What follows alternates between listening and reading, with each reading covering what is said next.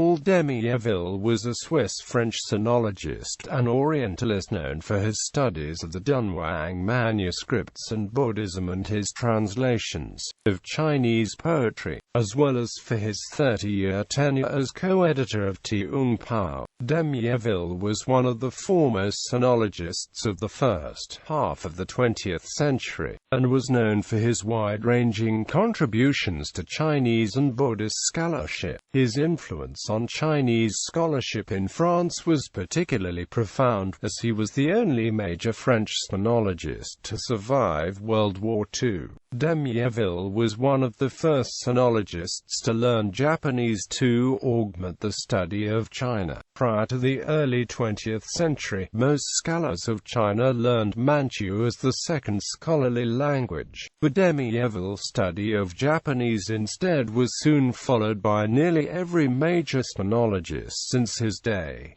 Early life. Pao.Demiéville was born on 13 September 1894 in Lausanne, Switzerland, as son of a prominent physician in Lausanne, combined with the family's Swiss citizenship. His father's status and income allowed Demiéville to receive an international and multicultural upbringing far beyond most of his contemporaries. A native speaker of French, he learned Italian as a boy during his family's summer holidays in Italy, then perfected his German as a student in Bern, where he earned his baccalaureate in 1911. Following his completion of secondary school, Demiéville spent time studying in Munich, London, and Edinburgh, where he was able to attend lectures by George Saintsbury at the University of Edinburgh. He then attended the University of Paris, where he wrote an essay on the musical suite of the 17th and 18th centuries and was awarded a licentiate degree in 1914.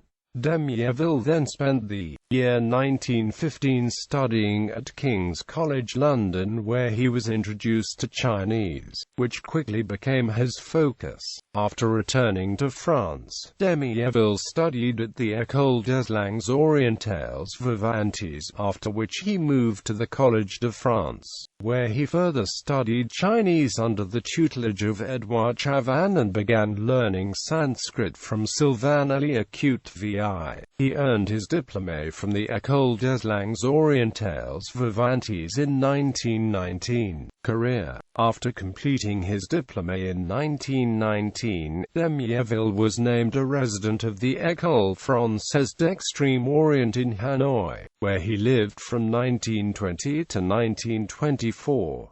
In 1924 he moved to southeast China, where he taught Sanskrit and philosophy at the University of Amoy. In 1926 Demiéville moved to Tokyo, Japan, where he became director of the Maison Franco-Japonaise and also served as editor-in-chief of Sylvain Lévy's historic Hoboguan Dictionnaire encyclopédique du Buddhisme, which was first published in 1929. Demiéville returned to France in 1930 and was made a French citizen by decree the following year, when he was named professor of Chinese at the École des Langues Orientales, where he stayed throughout World War II. In 1945 he became director of the fourth section of the École pratique des hautes études and taught Buddhist philosophy there until 1956.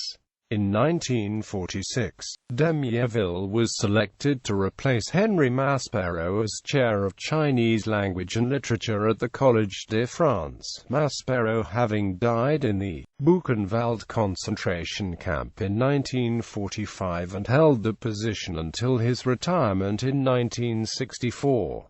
In 1951, Demiéville was honored with membership in the Académie des Inscriptions et Belles-Lettres. From 1945 to 1975, Demiéville served as the French co-editor of the prominent sinology journal T'oung Pao, which was traditionally co-edited by one sinologist from France and another from the Netherlands. Selected works. Les versions chinoises du Moulin de Pana, Bulletin de l'École Française d'Extrême Orient, No. 24, pp. 1 to 258. Sur l'authenticité du T'oung Pao.Demiéville, Bulletin de la Maison Franco-Japonaise, Volume 2, No. 2, pp. 1-78.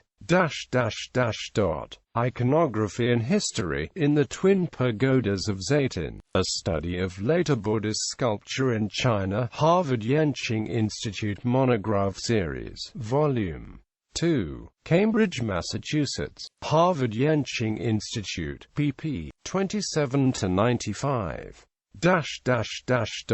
Apropos du Conseil de Virgile.